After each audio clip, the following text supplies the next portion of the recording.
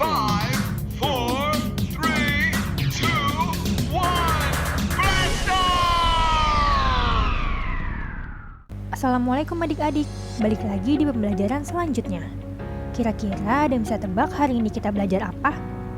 Benar sekali, hari ini kita akan belajar menjelajahi ruang angkasa dan mempelajari benda-benda di dalamnya. Sebelumnya, kita sudah tahu ya, planet-planet apa saja yang perlu kita ketahui. Tidak hanya planet nih, kita akan mempelajari benda langit lainnya. Penasaran kan? Eits, sebelum mulai pembelajaran, kita berdoa dan jangan lupa siapkan alat tulismu ya. Berbicara mengenai benda-benda langit, aku paling suka banget nih sama langit di malam hari. Walau tidak seterang pada siang hari, langit malam hari terasa lebih tenang karena ditemani oleh dua benda langit yang sinarnya sangat cantik, yakni bulan dan bintang. Apalagi kalau malam yang cerah dan tidak disertai awan, pasti kelihatan banget bintang bertaburan. Teman-teman di sini apakah pernah melihat bintang? Kalau belum, nanti malam teman-teman keluar rumah dan perhatikan langit dengan seksama ya. Semoga malamnya tidak hujan dan cerah. Kalau ngomongin bintang, teman-teman sendiri tahu gak sih apa itu bintang? Bintang adalah benda langit yang memancarkan cahayanya sendiri. Cahaya yang dipancarkan bintang timbul dari reaksi nuklir, gas hidrogen, dan helium. Nah, bintang memiliki warna yang bermacam-macam loh. Ada yang berwarna merah, jingga, kuning, putih, hingga berwarna biru. Perbedaan warna-warna tersebut salah satunya disebabkan oleh perbedaan suhu permukaan bintang tersebut. Namun, bintang yang selama ini kita kenal memiliki sudut 5 adalah keliru, karena yang benar bintang itu berbentuk bola. Matahari merupakan contoh bintang terdekat dengan bumi. Bintang lain terlihat kecil karena letaknya sangat jauh. Sudut cahaya yang terlihat hanya akibat pancaran dan pembiasan atmosfer. Benda langit lainnya adalah asteroid. Asteroid adalah benda berbatu yang berputar mengelilingi matahari. Ia juga disebut sebagai planetoid atau planet minor. Namun ukurannya terlalu kecil untuk disebut planet. Asteroid tersusun dari es dan debu. Para ahli menduga ada sekitar 30.000 asteroid yang berada di sabuk asteroid. Asteroid juga diduga sebagai planet tidak jadi. Oleh sebab itu, ukuran diameternya bervariasi antara 10 meter hingga 30 km. Ada lagi nih benda langit yang lebih kecil dari asteroid, yaitu meteoroid. Meteoroid sejatinya bagian kecil dari asteroid yang terbentuk akibat benturan dengan benda langit lainnya. Potongan-potongan asteroid itulah yang disebut sebagai meteoroid.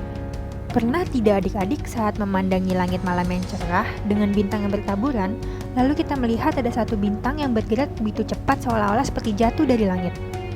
Tetapi, benarkah itu benar-benar bintang yang jatuh? Mengapa disebut bintang jatuh?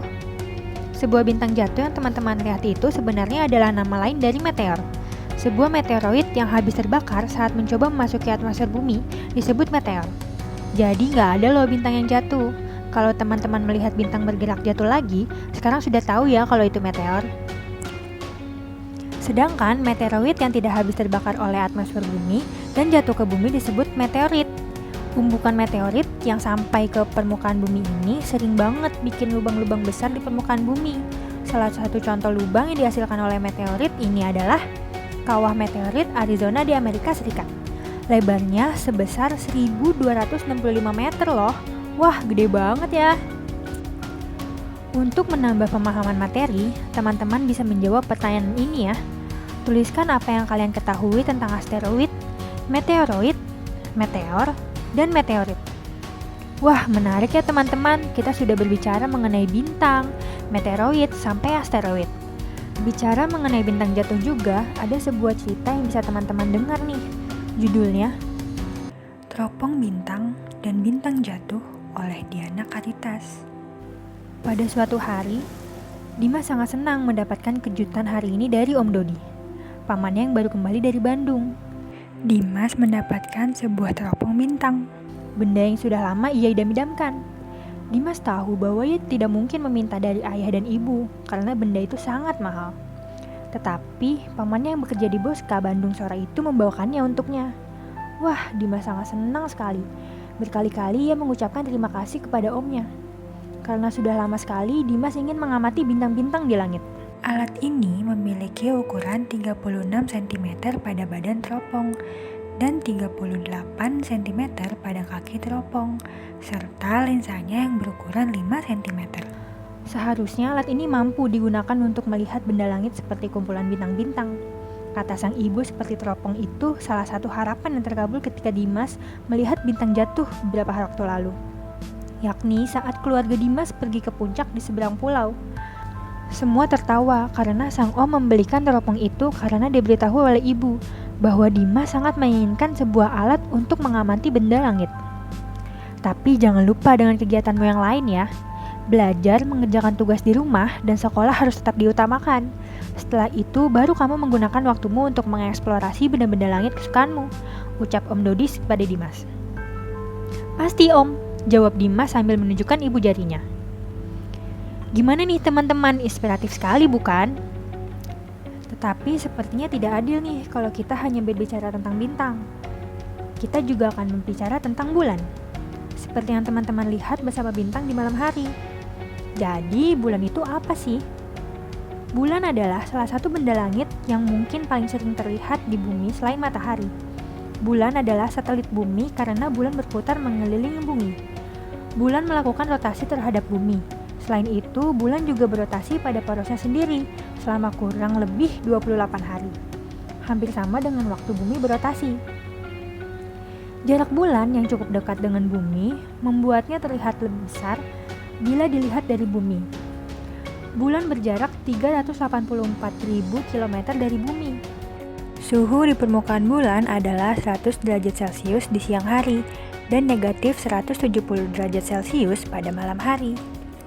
Dengan menggunakan teleskop, bulan dapat diamati dengan cukup jelas dari bumi. Permukaan bulan dipenuhi dengan kawah-kawah hasil tabrakan bulan dengan meteor-meteor. Jika dilihat dari bumi, ada beberapa bagian bulan yang tampak gelap dan ada bagian yang terang. Bagian-bagian gelap itu merupakan dataran rendah, sedangkan bagian yang terang merupakan pegunungan.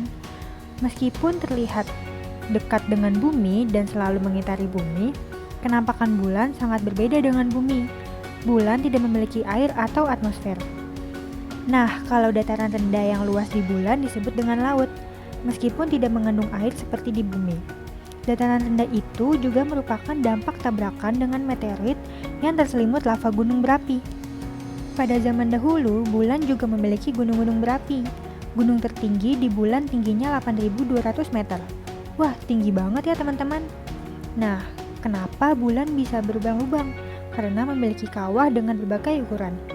Kawah terbesar di bulan memiliki diameter sekitar 2.500 km dan kedalaman 8,2 km. Oke, untuk menambah pengetahuan pada materi bulan, kalian bisa mencari informasi sebanyak-banyaknya tentang bulan dan bumi. Kemudian, buatkan poster dengan karton ukuran A4. Dan terakhir, presentasikan postermu di depan kelas dengan percaya diri ya. Sebelum mengakhiri pembelajaran kali ini, mari kita refleksikan bersama. Pertama, hal apa sajakah yang ingin kamu ketahui lebih banyak tentang alam semesta ini? Kedua, sikap dan keterampilan apa yang menurutmu diperlukan untuk mencari tahu lebih banyak lagi tentang alam semesta? Nah, baik adik-adik, sampai sini pembelajaran kita. Sampai bertemu lagi ya. Sampai jumpa.